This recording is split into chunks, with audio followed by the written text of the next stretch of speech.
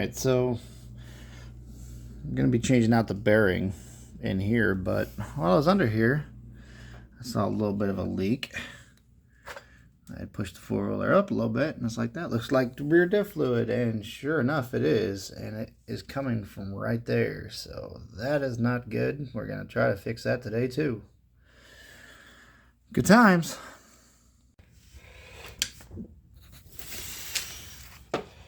We're going to take this nut off, this hub nut, and there's a little bitty indent that you put down there to keep it from backing itself off. So we've got to take this screwdriver or a punch, whatever you got there, and pop that back up. Then it's a 27mm socket. Use and take that right off.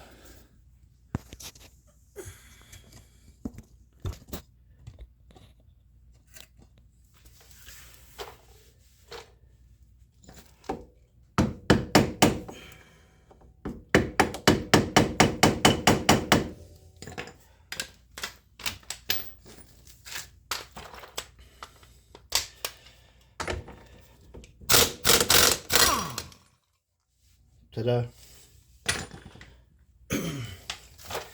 And if you've watched some of the other videos, you'll see there's a bolt right there.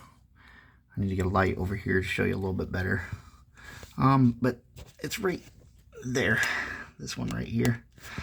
That is your caliper bolt. And then there's another one right down there. Right there. Take those out so you can take a caliper off. Make sure you hang it up. Don't just let it hang down. I'll get a strap and strap it up here, up in here a second. All right, those two caliper brackets, bolts are 12 mil.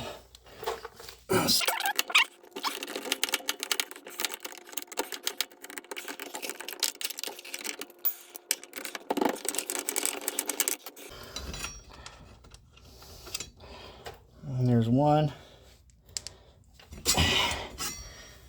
and two. It's right here. All right, take this off. Caliper, you can hook your, I take a bungee cord and just kind of put it this way, and you can take it up and hook it onto your back.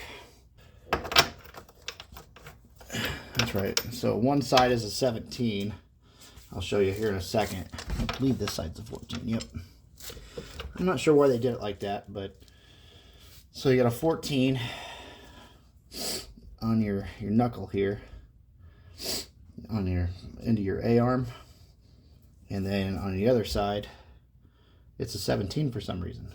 So take those off.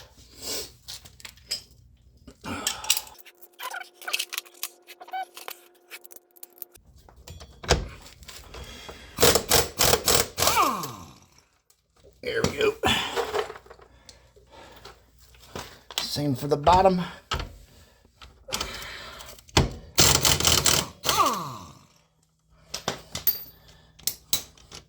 You got washers that come off. There's a washer on each one of those. On here and here.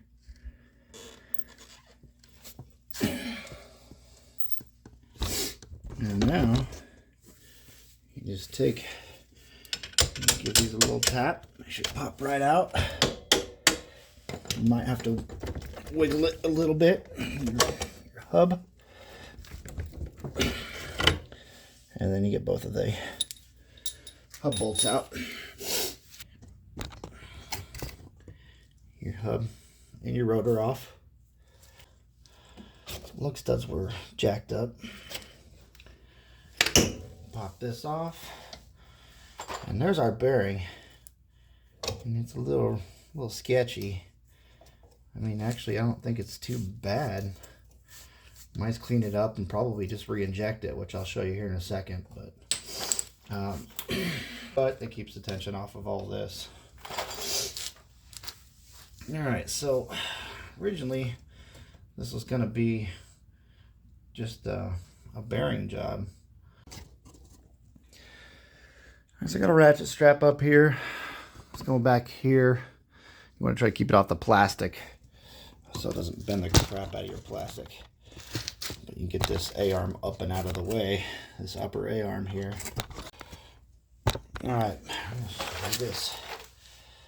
Alright, so you feel the hub in there. It is, or I mean, sorry, the bearing, excuse me.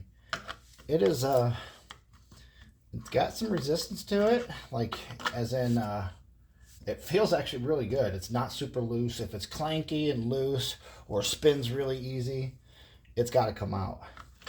When you're changing those out, I'm not going to do it because mine is actually good and I thought it was bad, but I'm going to show you how you clean this thing up a little bit. And there's a snap ring in there and how you get it out. So, or show you. There's a lot of grime and build up in here. We're going to get that. All right, so you can see here, there's these two little snaps here. Where's my light at? So this snap ring, it goes around. And there's a little eyelet, little hole. Take your snap ring pliers, and what you do is you squeeze. You put the snap ring pliers in there, squeeze those together, and that takes that snap ring and actually squeezes it in, and like lessens the diameter so you can take it out. Then you've got access to your bearing, and you take the back side of your bearing and you take a little bit bigger of a socket like this, or if you have a bearing tool, obviously that's even better to use, but you take one that makes sure that you're on the other side of this. It looks almost just like this, but the bearing's only going to come out of your hub one way, and it's going to be this way. That's why this snap ring it's a retainer ring. It retains it in there. Anyways, you put your socket or your tool on the other side. Make sure it goes all the way from this side to this side, and start smacking, and you pop that baby out. If you've got the tool, bearing removal tool or whatever, it makes it much easier. But either way, this will work, this technique. And get your old one out of there. And then once you got the old one out, you should have had your new bearing in your freezer. Yes, in a locked, airtight, watertight bag in your freezer for at least 24 hours. And that helps the metal contract. Leave it in there until you're right when you're ready to install it. And you're going to take your a torch, and you're going to heat this outside all the way around this thing on the outside. That heat expands it. Get it good and hot. Make sure you wear some good safety gloves. And once it's hot, you take your new bearing out of the freezer, and it should essentially just fall right in. If it doesn't, it might need a little bit of pressure, but you put like a board or something up there that covers the whole surface and kind of tap it in. And then once it's in there, you make sure you get it down. There's a little lip inside of here that snap ring sits inside of. So you can see that the bearing is recessed a little bit. Make sure it gets all the way down in there. It's seated properly. And then you put your C-ring back in there to retain it, and then you reassemble. Alright, now I think I've showed this before on a video. Either way, I'm going to show it again. These guys are friggin' awesome. This company, I'll show it to you here. Machined Integrations LLC. If you can read that. Got their made in the USA. Definitely not sponsored by these guys, but absolutely love their product. Have used it multiple times, and it has definitely paid for itself time and time again. Now, get your old bearing here. Let me move this light out of the way here. Hopefully you can still see this with that light on it. And you pop this, push it straight in. It's all the way seated, all the way back. Now if I can find my That's right here, right at my feet. I don't know what kind of grease everybody uses. Like I've said it in my videos before, I use marine grease. You can see the color of it, just because of where we ride a lot is a lot of water. Make sure it's seated on there pretty good. And go ahead and give it a few pumps. And you can kind of hear it.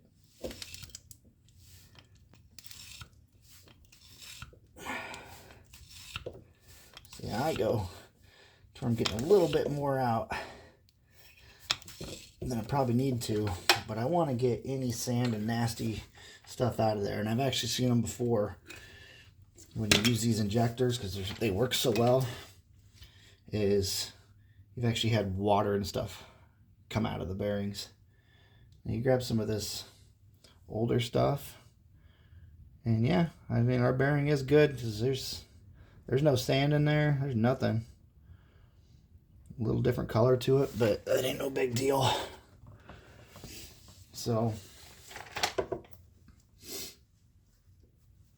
grab it with your rag here. You can push it from the other side if you need to. And just like that, bearings are regreased. And you see how this thing works. It's got a O-ring and an O-ring.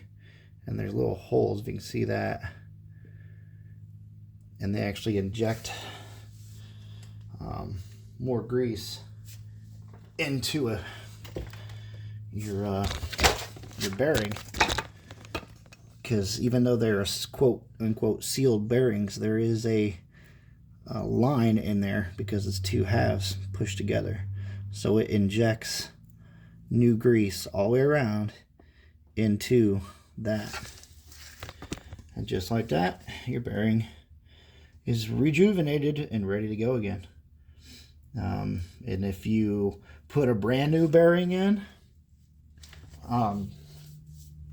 even like I said, even if it's brand new, I would still highly recommend you get one of these. And after you get it put in there and seated, get your C-clip back in there.